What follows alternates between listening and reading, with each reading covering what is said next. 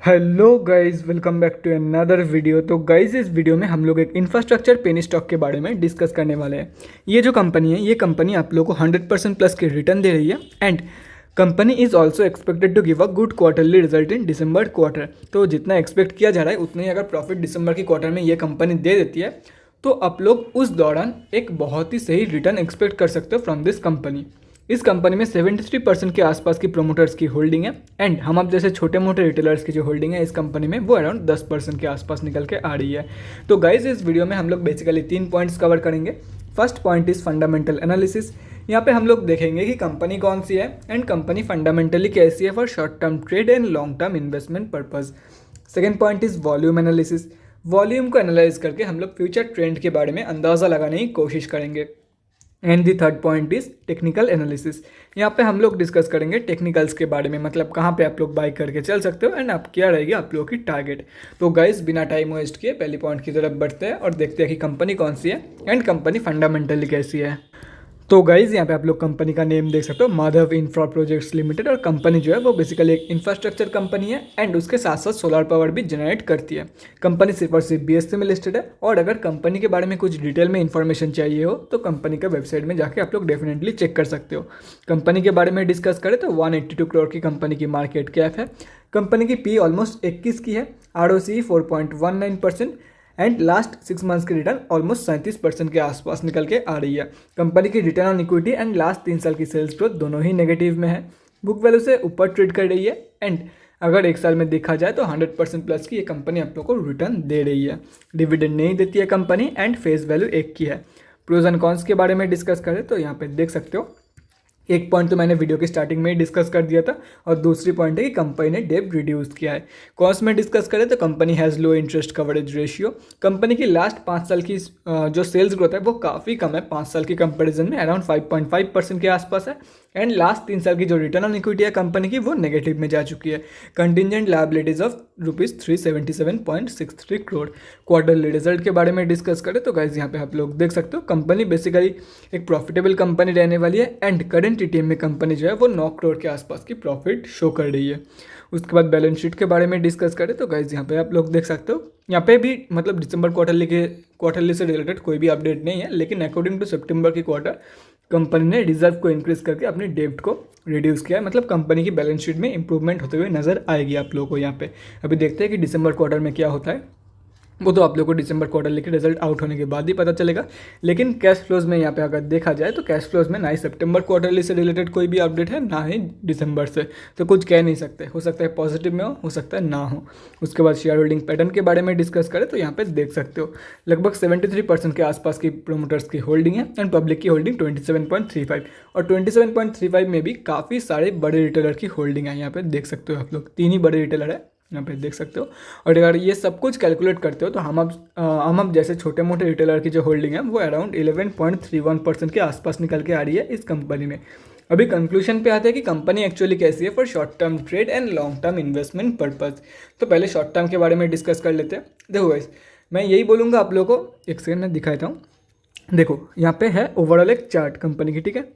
ये है ऑलमोस्ट फरवरी की मिडिल, ये 1 साल की चार्ट है यहाँ पे, मतलब ये ऑलमोस्ट हो गया फरवरी की मिडिल एंड ये हो गया almost November to December.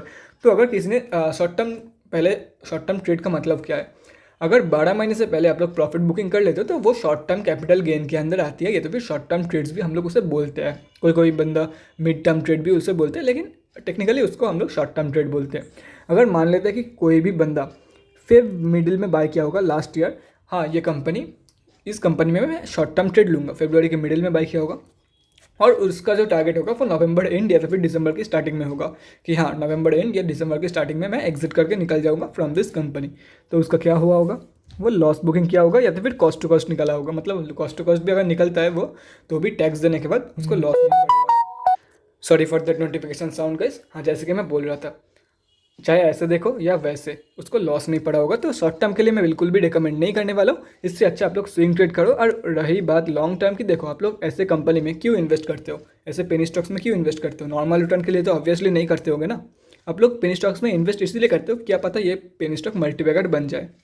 Normal return के लिए तो ब्लू चिप कंपनियां हैं ही, क्योंकि पेनी स्टॉक में रिस्क भी बहुत ज़्यादा है और रिटर्न तो मिल नहीं रहा है ब्लू चिप कंपनी की, मतलब ब्लू चिप कंपनी के डिफरेंस में कुछ ज़्यादा तो मिल नहीं रहा है। तो क्यों मैं बेकार पैसा डालूँ।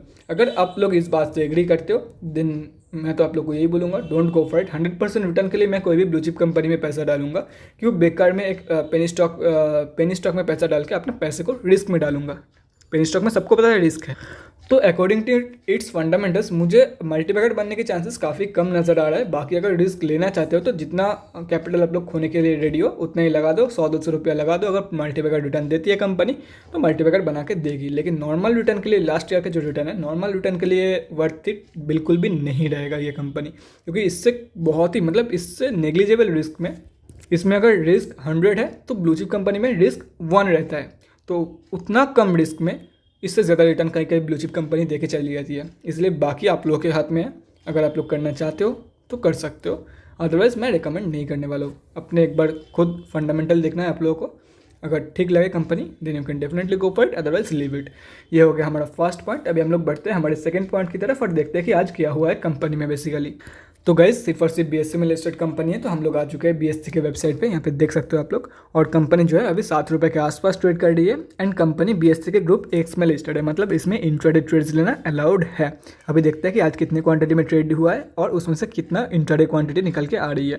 तो देख सकते हो लगभग 5.35 लाख के आसपास आज क्वांटिटी ट्रेड हुआ है, जिसमें से लगभग 85% के आसपास डिलीवरी परसेंटेज निकल के आ रही है। मतलब बहुत ही सही स्ट्रेंथ है कंपनी की, और मतलब कुछ ही क्वांटिटी में, सिर्फ और सिर्फ कुछ ही क्वांटिटी में 1 लाख से भी कम क्वांटिटी में आज इंट्राडे ट्रेड लिया गया है। तो मतलब वॉल्यूम की स्ट्रेंथ काफ़ी शानदार है। लेकिन अभी हम लोग को देखना है ये जो 5 लाख की वॉल्यूम आई है, क्या ये कंपनी की एवरेज वॉल्यूम है, एवरेज से कम है या एवरेज से ज़्यादा, वो भी हम लोग को देखना है।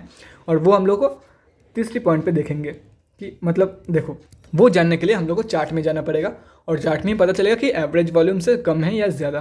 तो हम लोग तीसरी पॉइंट पे ये वॉल्यूम तो फर्स्ट ऑफ ऑल चेक करेंगे ही करेंगे, लेकिन उसके साथ साथ यहाँ इसके बारे में भी डिस्कस करेंगे कि कहाँ पे आप लोग बाय करके चल सकते हो एंड क्या आप लोग की टारगेट रहने वाली है। तो गाइस बिना टाइम वेस्ट के BSE के डेली चार्ट की तरफ बढ़ते हैं। तो गाइस यहाँ पे हम लोग BSE के डेली चार्ट पे आ चुके हैं, और जिन लोगों को लग रहा था 5 लाख की वॉल्यूम देखे, 5.35 लाख की वॉल्यूम देखे कि बहुत ही ज़्यादा वॉल्यूम निकल के आई है, गाइस यहाँ पे एक बार चेक कर लो, कुछ आया ही नहीं। वॉल्यूम की स्ट्रेंथ काफ़ी शानदार थी आज, लेकिन वॉल्यूम देखो, ये जो यूरो लाइन आप लोग को दिख रहा है ये 20 डे की MA है, या तो फिर एवरेज वॉल्यूम की लाइन भी इसको आप लोग बोल सकते हो। देखो कंपनी में मुझे लगता है कि इससे 10 गुना एवरेज वॉल्यूम है, इसका जो एवरेज वॉल्यूम का मार्क है इससे 10 गुना रहने वाली है। बाकी यहाँ पे देख सकते हो वॉल्यूम की स्ट्रेंथ सही आई है, वो अलग बात है, लेकिन वॉल्यूम काफ़ी कम है आज के दिन, और वॉल्यूम धीरे धीरे काफ़ी कम हो रही है। यहाँ पे देखो जिस दिन बाइंग हो रही है उस दिन की वॉल्यूम देखो, और उसके कंपैरिजन में जिस दिन सेलिंग हो रही है, मतलब कुछ बड़ा होने वाला है कंपनी में। अभी लोग सेल करने के लिए बिल्कुल भी इंटरेस्टेड नहीं है, ज़्यादातर लोग जो है वो बाइंग ही कर रहे हैं। तो हो सकता है आप लोगों को कुछ दिनों के अंदर अंदर, और वहाँ पर लिखा भी था कि company is expected to give a good quarterly result, तो हो सकता है दिसंबर क्वार्टरली की रिजल्ट जब आउट होगी तब आप लोग को एक न्यू 52 वीक हाई देखने को मिल जाए फ्रॉम दिस कंपनी। ठीक है, ये अभी मुझे लग रहा है, don't quote me on that, बाकी उल्टा भी हो सकता है, क्योंकि everything is dependent on December quarterly की रिजल्ट। अगर दिसंबर क्वार्टरली की रिजल्ट लॉस में आ जाती है तो उसके न्यू 52 वीक हाई की खाफ देखना छोड़ दो। अभी अगर सिंपली दिसंबर क्वार्टरली की रिजल्ट अगर इग्नोर करते हैं, दिसंबर क्वार्टरली की रिजल्ट को अगर इग्नोर करते हैं, तो सिंपल सा स्विंग ट्रेडिंग लेवल्स बताता हूँ गाइस। देखो यहाँ पे तो इसके बीच में आप लोगों को ट्रेड नहीं लेना है। इधर देखो कब ट्रेड लेना है, जब कंपनी चाहे 6 रुपये के लेवल से अगर बाउंस बैक देगी कंपनी, जब देगी तब आप लोग को बाउंस बैक कंफर्मेशन के बाद बाई करना है फॉर द टारगेट ऑफ 8.17 9.7।